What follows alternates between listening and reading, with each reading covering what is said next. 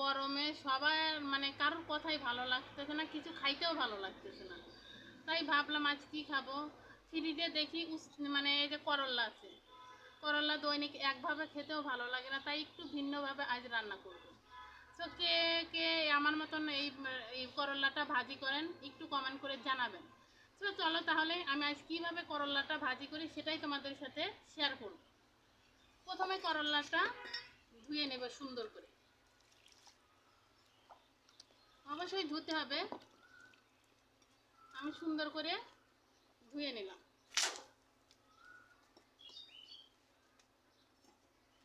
এখন আমি কেটে নিব, দেখা যায় সুন্দর এইভাবে এইভাবে কেটে নেব। হ্যাঁ, পরে রেকর্ড করবো। এখন দেখাও, এখন দেখা যায় সুন্দরভাবে এইভাবে কেটে নিব।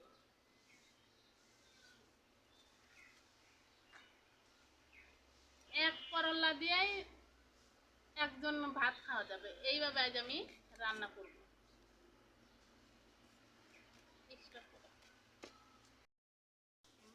দিছি।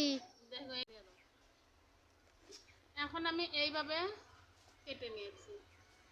এখন এর ভিতর দিয়ে দিব লবণ,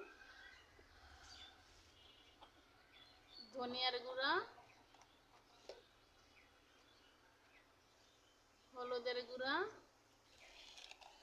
আর ঝাল একটু তো বেশি দেওয়াই লাগবে, কারণ ঝাল ছাড়া তো চলবে না।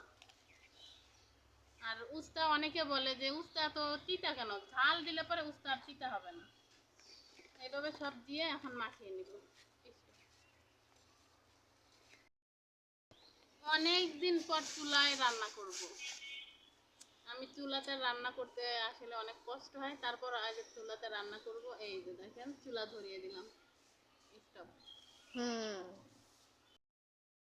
চুলায় জাল ধরানো আসলে অনেক কষ্ট, গ্রামের মানুষ আসলে অনেক কষ্ট করে।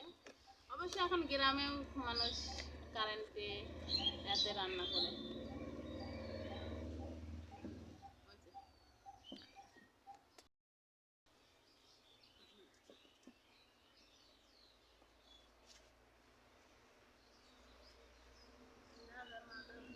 হ্যাঁ, দেখা যায় না কি দেখাচ্ছি।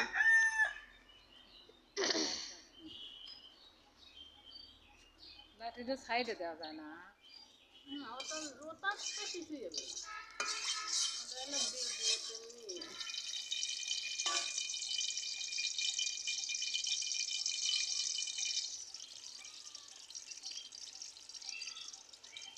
এটা দিলে নাই ছিল।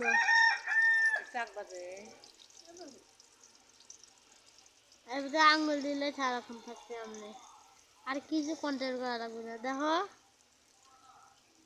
আমার কিছু কন্ট্রোল করা লাগবে না। এই মুরগার পাটা করতে সরা দাও। হয়েছে না, এদিক এদিক সরা দাও, এদিক দাও।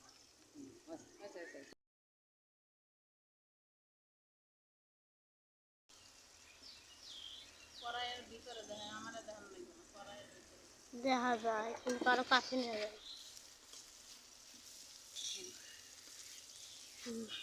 এগুলি দেখে পুড়িয়ে গেছে।